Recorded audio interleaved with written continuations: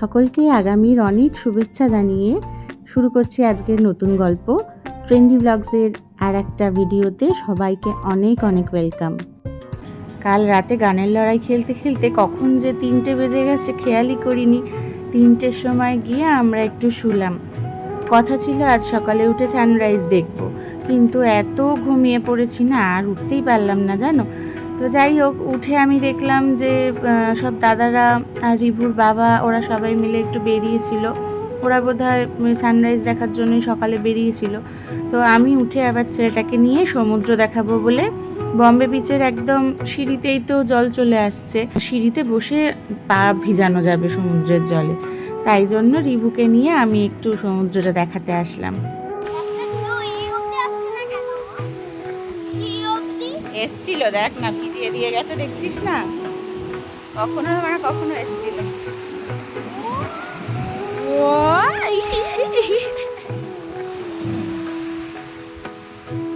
কত দূরে দেখ ট্রলার দাঁড়িয়ে, দেখতে পাচ্ছিস ট্রলারগুলো?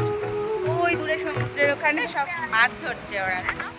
আমরা যে সমুদ্রের মাছগুলো খাই, চিংড়ি, বড় বড় গলদা চিংড়ি, তারপর পমফ্রেট।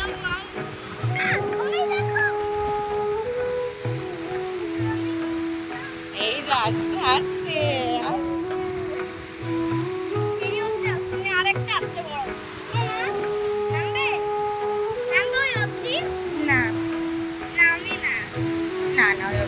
দেখো, সমুদ্রকে কিন্তু বসে বসে মনের সব কথা বলে দেওয়া যায়। মনে হয় যেন মনটা অনেক হালকা হয়ে গেল।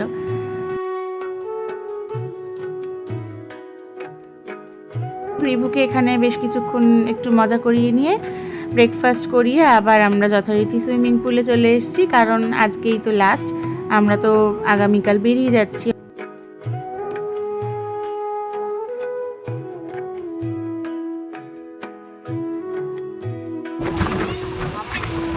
বাবা, মনে হচ্ছে সব সিপাহীরা যুদ্ধ করতো, নামতে লাইন দিয়ে দেখ যাচ্ছে।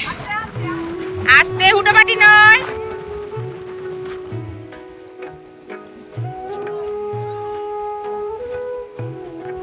সমুদ্র এখন কত দূরে চলে গেছে, ভাটা পড়ে গেছে এখনো।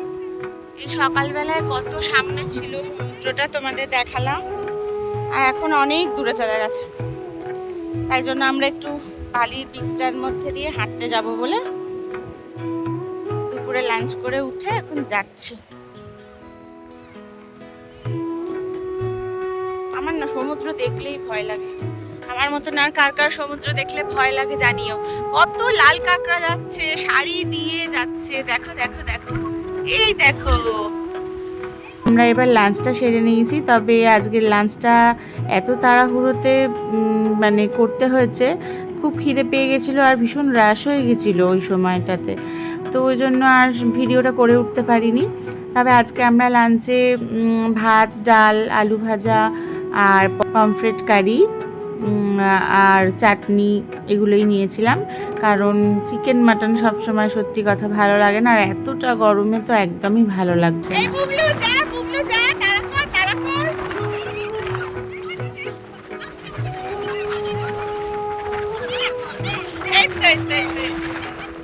কি সুইট দেখতে রে বাবা, একটা কাঁকড়াকে ধরতে আমরা কতজন মিলে এসেছি, কি সুন্দর দেখতে কিন্তু রে।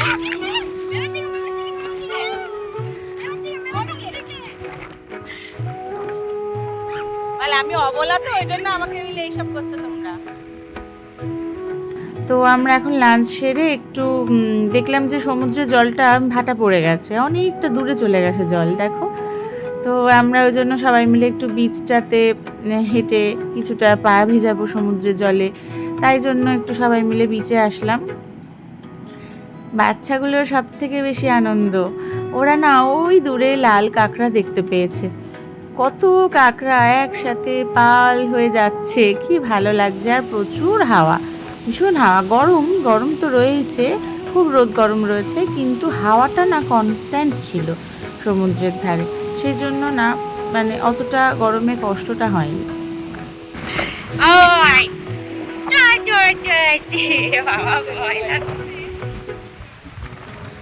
একটা সুযোগ পেয়েছে, রক্ত বের করে দিয়েছে। এই মা দেখেছো, এই যে এখন দু আঙুল দিয়ে এটা ধরে আছে। আমি জানো তো কখনো বিয়ের আগে বিয়ের আগে বলবো না, অনেক ছোটোবেলার থেকেই বলছি, আমি কোনোদিনও ঘুরতে যাইনি বাইরে কোথাও, নিজের বাড়ি ছেড়ে আমি কোথাও ঘুরতে যেতে সুযোগ পাইনি কখনো। আমার বাবা নিজে প্রচুর ঘুরেছে, কিন্তু আমাদেরকে কোথাও ঘুরতে নিয়ে যাওয়ার মতন সুযোগ সুবিধা অবস্থা কোনোটাই ছিল না। তো সেই জন্য সেটা হয়ে ওঠেনি। এখন যখন ঘুরতে শুরু করেছি, বিয়ের পর থেকেই মেনলি আমি একটু ঘুরতে শুরু করেছি। বিয়ের আগে ঘুরেছি অল্প দু একটা জায়গায়, তবে বিয়ের পর থেকে যেই ঘুরতে শুরু করেছি, এত ইচ্ছা করে কখনো বছরের যে সময়টা আসলে আমরা প্রতিবার বাইরে ঘুরতে যাই, ওই সময়টা আসলেই ভীষণ মন কেমন করে। এছাড়াও মাঝে মধ্যেই আমরা এই টুকটাক এদিক সেদিক তো যেতেই থাকি, দেখতেই পাও তোমরা। তোমাদের সাথে আজকাল সবটাই আমি ভাগ করে নিতে চেষ্টা করি। আর এই ছোটোগুলোকে দেখো, এরা যা আনন্দ করেছে, এদের কাছে তো সমুদ্র হোক পাহাড় হোক যাই হোক, এরা যখনই একসাথে হতে পারে ওটাই ওদের কাছে আনন্দের বিষয়।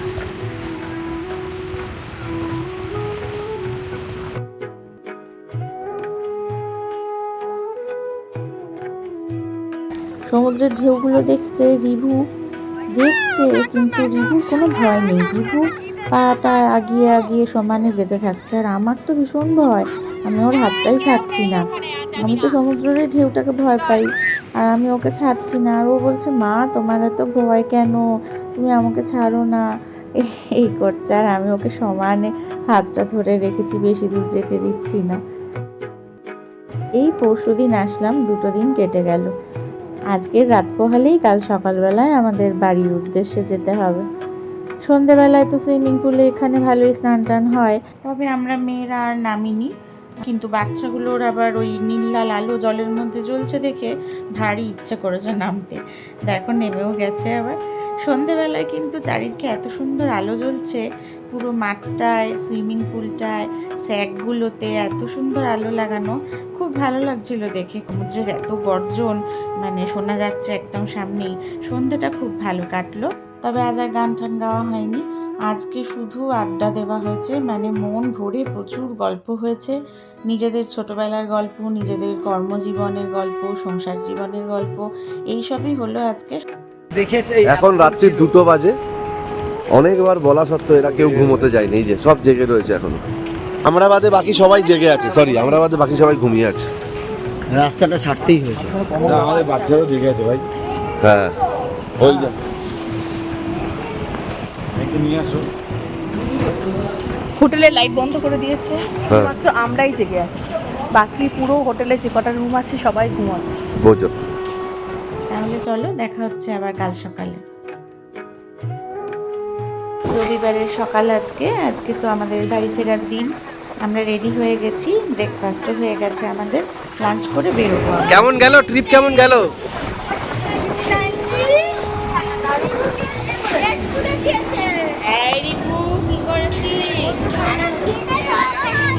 না একদম নয় বাবা,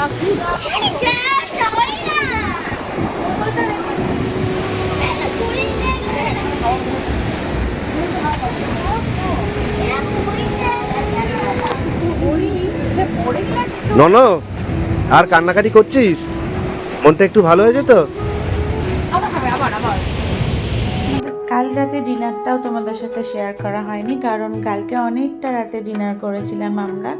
তো আমরা কালকে রাত্রিবেলায় মিক্সড নুডলস আর ড্রাই চিলি চিকেন নিয়ে নিয়েছিলাম, ওই দিয়ে ডিনারটা করেছি। আর আজকে ব্রেকফাস্টে সকালবেলায় লুচি তরকারি ছিল, স্যান্ডউইচও ছিল, পোহা ছিল, ডিম সিদ্ধ ছিল।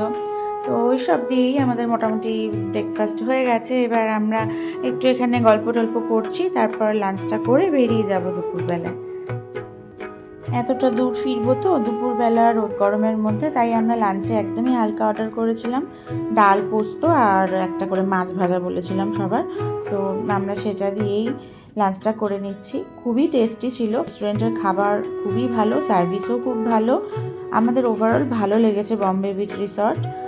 তো ফার্দার আমরা কখনো গেলে হয়তো আমরা এখানেই থাকবো, আমাদের বেশ ভালো লেগেছে সবারই। তাহলে চলো তাড়াতাড়ি খাওয়াটা সেরে নিই, কারণ বাসের টাইম হয়ে যাচ্ছে না হলে। আমরা যেভাবে টোটোতে এসেছিলাম হোটেলে সেভাবেই টোটোতেই আমরা একে একে এবার বের হচ্ছি। আমাদের বাসের টাইম হয়ে গেছে। চলো তাহলে এবার বিদায় জানানোর পালা বম্বে বিচ রিসর্টকে। বাড়ি গিয়েই রিপুদের প্রচুর পড়ার চাপ, কারণ এখানে থাকাকালীনই স্কুল থেকে ফার্স্ট টার্ম পরীক্ষার সমস্ত রুটিন দিয়ে দিয়েছে। তো গিয়েই প্রচুর প্রেশার পড়ার। আবার দেখা যাক এরপর কোথায় যাওয়া যায়। যাওয়া মানে কি একটু রিফ্রেশমেন্ট, মাথাটা একটু হালকা হয় এই আর কি। বাস স্ট্যান্ডে দাঁড়িয়ে দাঁড়িয়ে না আমাদের মানে হালত খারাপ হয়ে গেছে পুরো গরমে। যাই হোক বাসে উঠে পড়েছি, এবার একটু শান্তি এসিতে। 90s গান চলছে সামনে, দেখতে দেখতে 4.5 ঘন্টার মধ্যেই যোধপুর পৌঁছে যাব। তোমরা যারা আমার ভিডিও দেখছো তারা কে কোথা থেকে দেখছো কমেন্ট করে কিন্তু অবশ্যই জানিও, আমি অপেক্ষায় থাকলাম। আর ব্লগটা কেমন লাগলো সেটা জানাতেও একদম ভুলো না। খুব শীঘ্রই চেষ্টা করব আমার আর একটা নতুন গল্প তোমাদের সাথে ভাগ করে নিতে। ততক্ষণ অবধি তোমরা আমার পাশে থেকো।